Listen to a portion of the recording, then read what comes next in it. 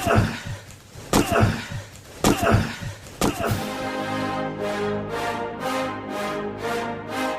rolls out to the right, pitches off to Taylor, and Taylor's to the 20, down to the 15, down to 10, 5, 4, 3, 2, 1. Touchdown, Billy Taylor! Touchdown, Billy Taylor! Billy Taylor scored a touchdown from 21 yards out. The crowd goes berserk. It was November 22nd, 1969. That they came to Barry, Michigan, all dressed in maize and blue. The words were said, the prayers were read, and everybody cried. But when they closed the coffin, there was someone else inside. Oh, they came to Barry, Michigan, but Michigan wasn't dead. And when the game was over, it was someone else instead.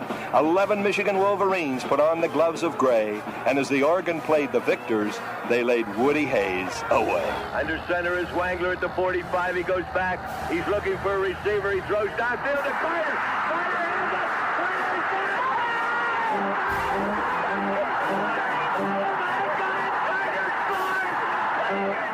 Who's got it better than us? Nobody!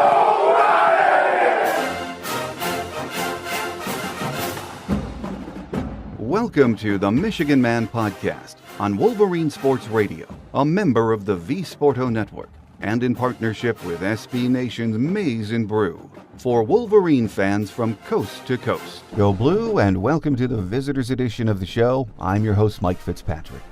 Joining us in just a moment will be Spartan beat writer Graham Couch from the Lansing State Journal. But first, let's get started as we always do with my view from Section 17. Last year's monsoon game with Michigan State is still one of my worst big house memories. If you were there, you know what I mean. It was a 14-10 loss that included 5 turnovers from us. Yet we still had a chance to win the game on the last drive. The Spartans, as they always do, have gotten a lot of mileage from that win. We don't need to be reminded how successful Mark D'Antonio and the Spartans have been against us in the last decade, but our Spartan friends and family do that every chance they get. I'll give them their due. It is their Super Bowl, and sometimes I think they don't mind being 1-11 if that one win is against Michigan. D'Antonio does know how to prepare for this game, and for whatever reason, we have not matched their intensity for most of the last decade. When Jim took over, many of us thought it wouldn't be long and we'd be back to dominating this series. Hasn't happened, though. Jim is 1-2 against them, could easily be 3-0, but he's not. Jim is also well aware of his record against the Spartans. That has to change, and it needs to start this Saturday in East Lansing. The Spartans are a banged-up team, especially on offense, but their defense has been outstanding. On paper, they don't match up with us very well. But they didn't match up well with Penn State last weekend on the road, and look how that turned out. Gary Moeller used to irritate a lot of Michigan fans by saying Michigan State was a bigger rivalry than Ohio State, and I suppose you can debate that. But Coach Moe's point was, we don't live or work in Ohio. We mingle and live with Spartans all year. It is a very personal game on so many levels. This Saturday, there once again is much on the line for both teams and for all of us as fans. It is huge, and I can't wait. Graham Couch from the Lansing State Journal says he can't see the Spartans winning this game. But he said if Michigan lets them hang around, like Penn State did last week, then it could be playing right into Mark D'Antonio's wheelhouse.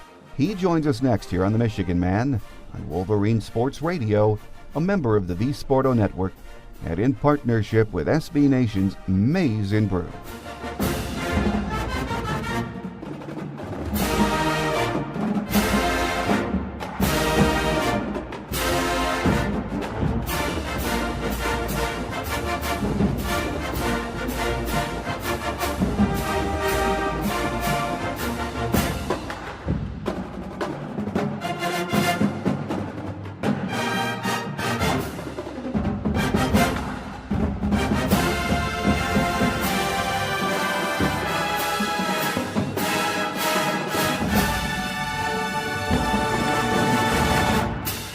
With us on our visitors segment today as we get ready for the game Saturday in East Lansing is columnist Graham Couch, who covers the Spartans for the Lansing State Journal.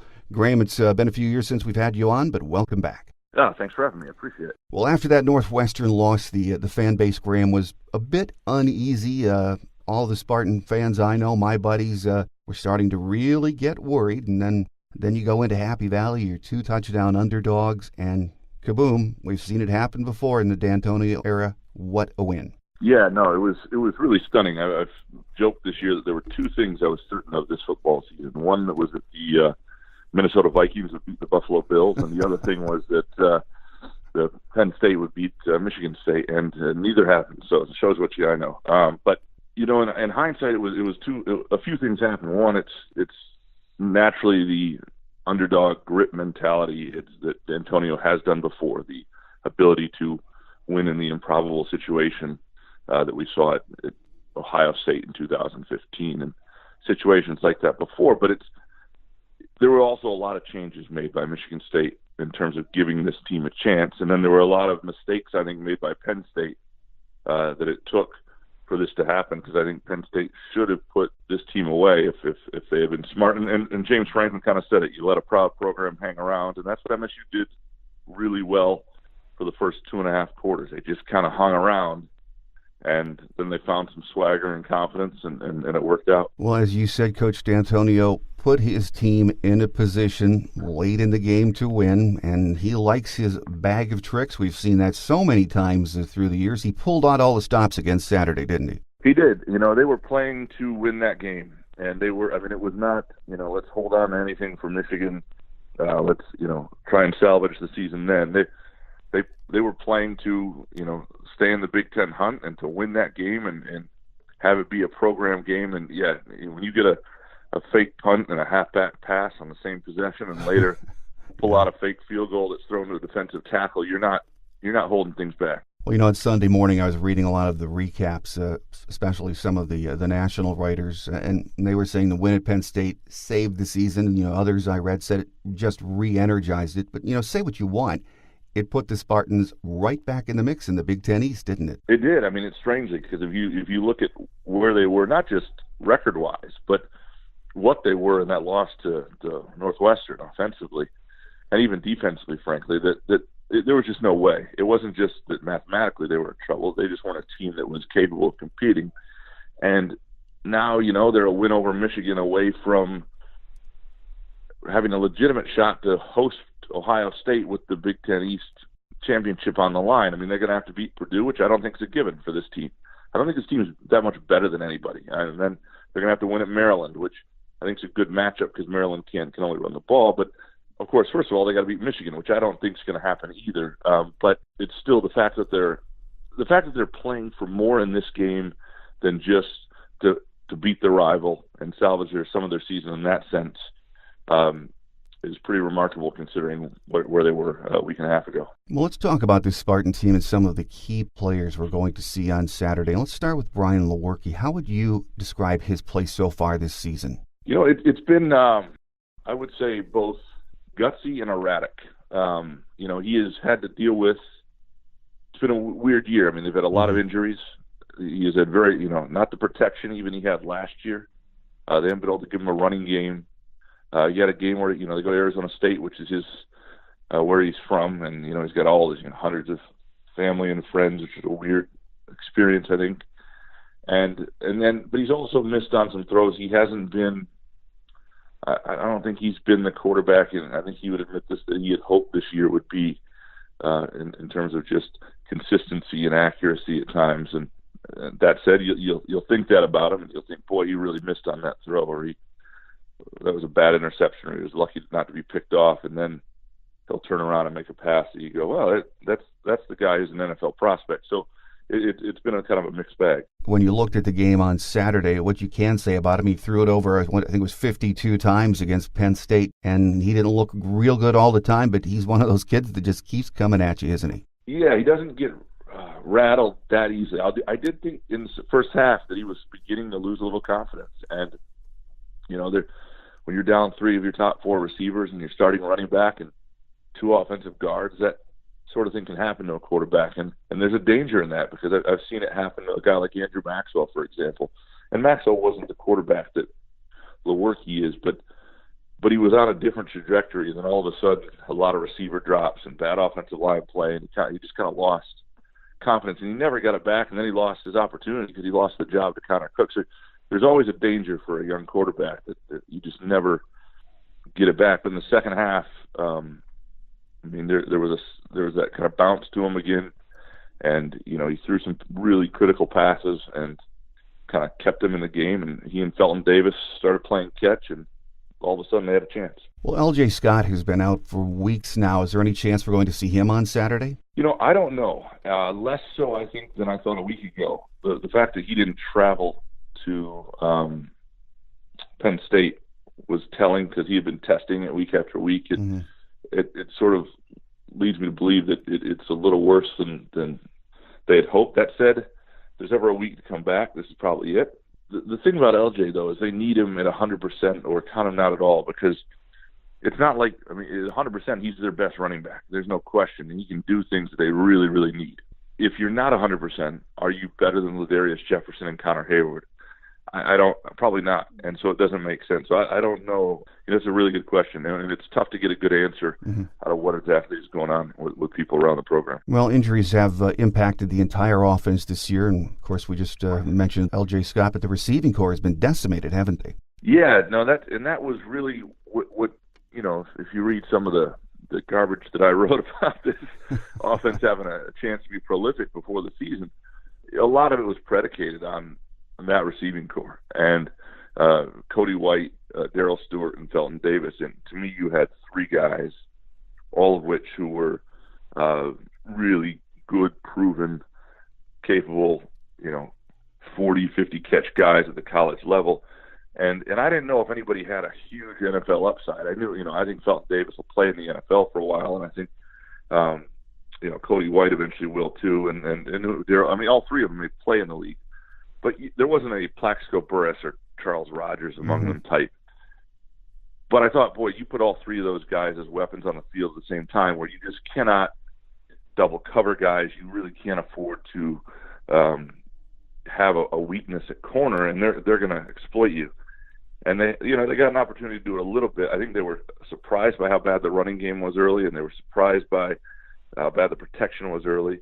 But having Cody White, Darrell Stewart's been out with the ankle, and Cody White now with a broken hand, and they haven't had that group together, and it's made a difference. They've had some young guys play well, but especially with Cody White. He's a guy who just does a lot of things for them, and he's a really instinctual wide receiver. That's a loss. The offensive line has had their share of injuries, I think, in the Penn State game Saturday. Both starting offensive guards were out, so that's been a huge issue, hasn't it? It has, and Saturday was actually the first time the line looked okay. Now, a lot of that had to do, they went to very much more a zone blocking scheme, a lot more run-pass option, and those guys eventually found a little bit of a rhythm in the running game, which we haven't seen really except for maybe the first half at Arizona State. And it's been an issue. That was the question coming into the season, was like, this offense can be really, really good if this line is okay. And so we always kind of knew about them, that this was the question. And the answer to the question was just not what they wanted to hear. It's just the line was not in a good place. And, in hindsight, there were some signs. In other words, center is like the most underrated position on offense, and they lost an All-American and Brian Allen, and he was really the toughness and the tone, and they really struggled at that position for a couple weeks, and and then they had an injury to their left tackle, Cole Chewins, who was coming off an injury in the off season, so I don't know there's a whole lot of development there.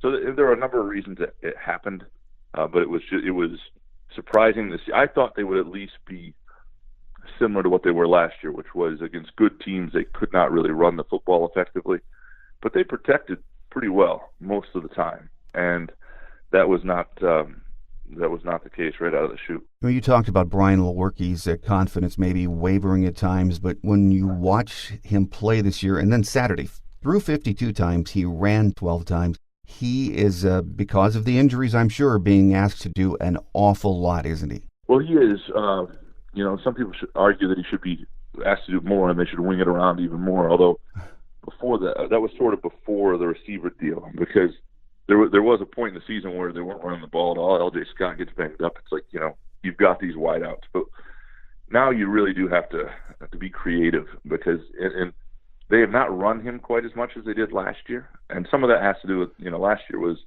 they played 4 bad weather games, and so there were a lot of games where just throwing the football was difficult. But there is a lot on his shoulders. I think he can handle it, though. I think in some ways they've underutilized him as a weapon on the ground here and there. Now you got to keep him upright. Your season kind of depends on it, but I do think I think going to more of the RPOs and stuff with him, utilizing those legs. Well, over on the other side of the ball, the Spartan defense was number 1 in the country heading into Saturday's action against the run. And other than a couple of big chunk plays against Penn State, they really did a pretty nice job, didn't they? They did. And if you had told me that they would give up 2 big running plays and still win that game, I would have told you were crazy, because that really has been their bread and butter. The one thing I thought they were elite at, and the thing that allowed them to stay in games.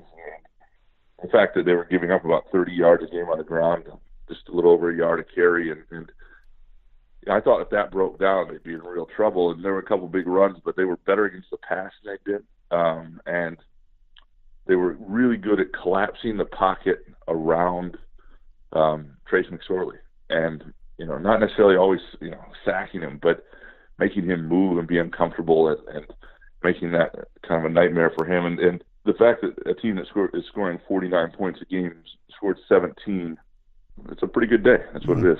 Well, at this time of the season, we're at the midway point, Graham. Most teams have an identity or a good idea of at least of what they can and can't do well. What would you say is the identity of this Spartan football team?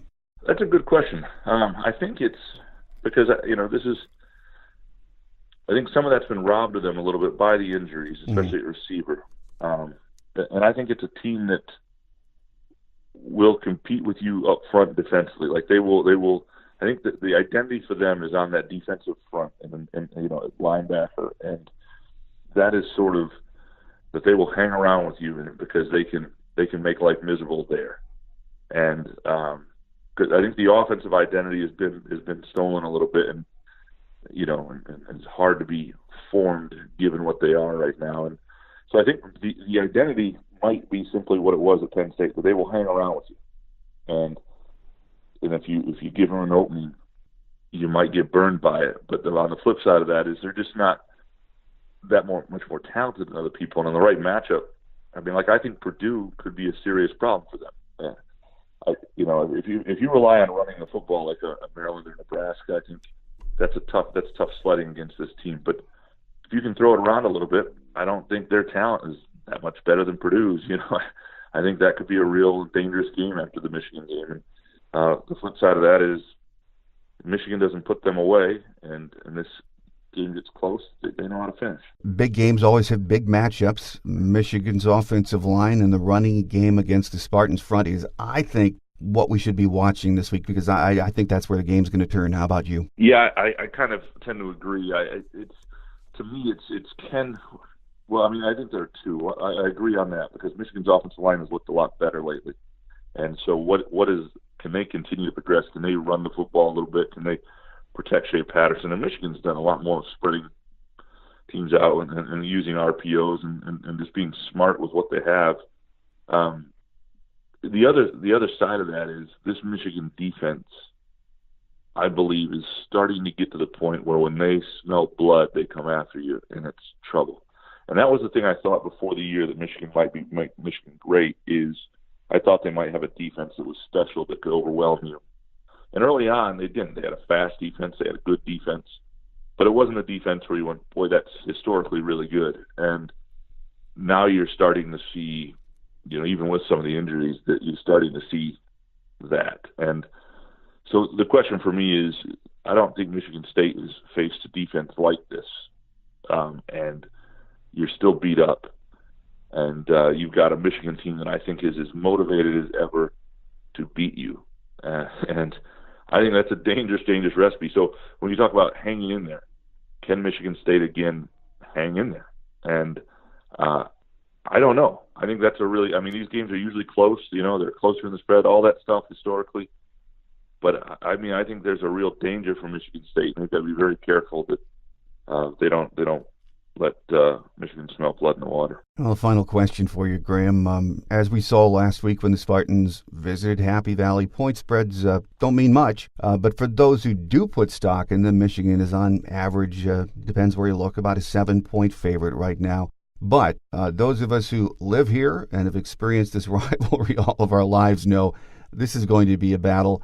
And something inside of me, my little voice is saying, this is one of these games, if Michigan lets them, as we've been saying, hang around, this could go down to a last possession game, which is exactly what Coach D'Antonio loves, isn't it? Yeah, I mean, he's got to be a little crazy to bet this one, I think, either way, because I think the smart football tactical move, just based on what Michigan's doing right now, would be to, if it's a 7-point game, take Michigan, give the points.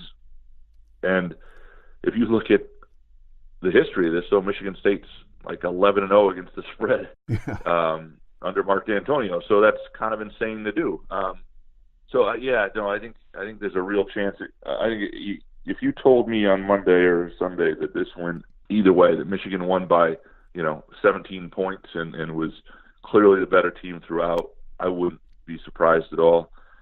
And if you told me this was a game that came down to the final possession and either team won, I wouldn't be surprised either, because I've seen this rivalry play out. I do think Michigan's the better team, and that there's just no way Michigan State is going to win by 17 points and be clearly the better team throughout, if that makes any sense. So it's going to have to be the physicality of the rivalry, Michigan State hanging around, and some things going right for them for Michigan State to win this. Well, it will be, as it always is, an intense and a very physical game, so we shall see this Saturday, East Lansing, 12 noon kickoff. With us this morning on our visitors segment has been columnist Graham Couch from the Lansing State Journal, who covers the Spartans. So enjoy Rivalry Week, Graham, and thanks for taking time to be with us. Thanks for having me. Quick Hits is next as we wrap it up for another week here on The Michigan Man on Wolverine Sports Radio, a member of the V Sporto Network, and in partnership with SB Nation's Maize and Brew.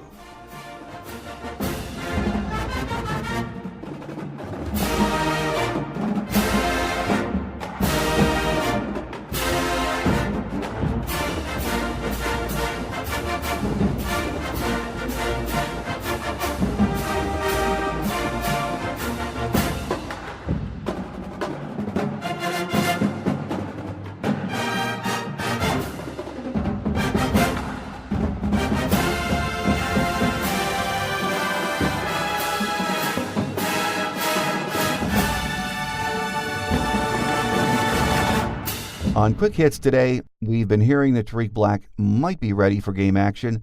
It's not official, but some of the players have been hinting he is close. Rashawn Gary is still doubtful.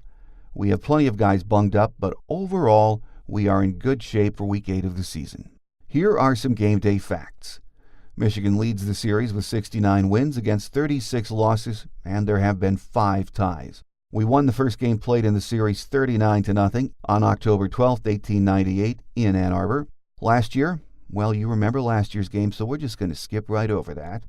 Mark D'Antonio is in his 12th year as head man and boasts a record of 104-47 at MSU. In 15 years as a head coach, he is 122-64. Sparty was 10-3 last year, 7-2 in the Big Ten. They blew out Washington State 42-17 in the Holiday Bowl and finished the season ranked number 15 in the coaches poll, 16th in the AP poll. They are again 4-2 this season and coming off a big win in Happy Valley against number 8 Penn State last weekend. At least we won't have to deal with the monsoon conditions on Saturday. The weatherman says temps in the 40s, gusty winds are possible, and there's a 30% chance of rain, but it looks like it's going to hold off until after the game. We'll just have to wait and see. So really not bad for a late October Saturday. Our free show app is available from the iTunes and Google Play stores. You can also hear us each week on Stitcher, iHeart, Spotify, TuneIn Radio, and Wolverine Sports Radio. If you get us from iTunes, please take a minute to comment or rate the show, and I thank you in advance. Next week we rest, sort of. It's the bye week, but I'll have 2 shows for you anyway. On Tuesday's Game Day edition, we'll be joined by Michigan great Greg Skrepenik for our mid-season report card. I always love Greg's take on the offensive line play, and he always tells it like it is, and I'm sure he will after Saturday's game. On Thursday, I hope to have the national college football writer for The Athletic, Nicole Arbach, on the show. So even though it's a bye week, make sure you tune us in on Tuesday and Thursday. This is such a big game Saturday, I can't even put it into words. And I don't care how we get it done, just go in there and win. If possible, though, I'd like to see us torch the Spartans in their place. But I have a feeling they're going to bring it on Saturday, but so will we. It's going to be fun. That will do it for another week. Have a great Wolverine weekend, everyone. Think victory, beat Sparty. I'm your host, Mike Fitzpatrick. Until we meet again, take care, and as always, go Blue. Thanks for joining us today on The Michigan Man, here on Wolverine Sports Radio, a member of the V Sporto Network, and in partnership with SB Nation's Maize and Brew. Our listener lines are open 24/7 for your calls at 313-263-4842. That's 313-263-4842. Or email us at themichiganmanpodcast@yahoo.com. That's themichiganmanpodcast@yahoo.com. The Michigan Man Podcast is produced at the studios of Robin Lynn Productions, Allen Park, Michigan, and is not affiliated with the University of Michigan. Go Blue!